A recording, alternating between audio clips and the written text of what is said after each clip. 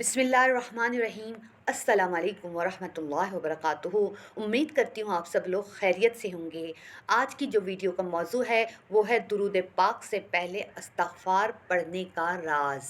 एक दफ़ा बिनोरिया टाउन में हज़रत मौलाना यूसुफ़ बिनोरी रहमतुल्लाह अलैह, हज़रत मौलाना शाह अब्दुल गनी साहब रहमतुल्लाह अलैह और हज़रत मौलाना इब्रारुल हक़ रहमतुल्लाह अलैह साहब मौजूद थे।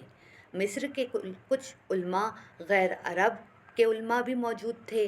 वहाँ एक सवाल चला कि साहिब, पहले हम इस्तग़फ़ार पढ़ें या पहले दुरूद पाक पढ़ें, इसमें क्या तरतीब रखें।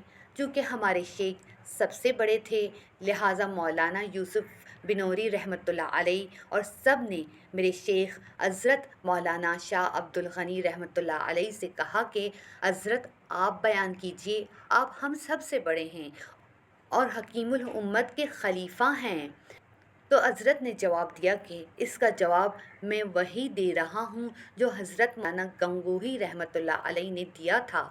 जब इनसे किसी ने ऐसा सवाल किया था तो हज़रत गंगोही रहमतुल्लाह अलैह ने फरमाया कि तुम कपड़ा पहले धोते हो या अतर पहले लगाते हो, यानी गंदा कपड़ा पहले धोओगे या अतर पहले लगाओगे।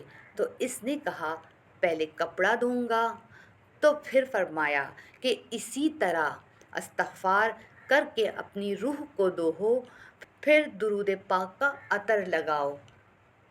अगर आपको आज की ये वीडियो अच्छी लगी और इससे कुछ सीखने का मौका मिला तो इस वीडियो को लाइक, शेयर और इस चैनल को सब्सक्राइब ज़रूर कीजिए और कमेंट सेक्शन में प्यारा सा कमेंट ज़रूर कीजिएगा कि आपको ये वीडियो कैसी लगी। और मज़ीद इस किस्म की वीडियोस डिस्क्रिप्शन में लिंक मौजूद है, अगर आप देखना चाहें वहाँ देख सकते हैं।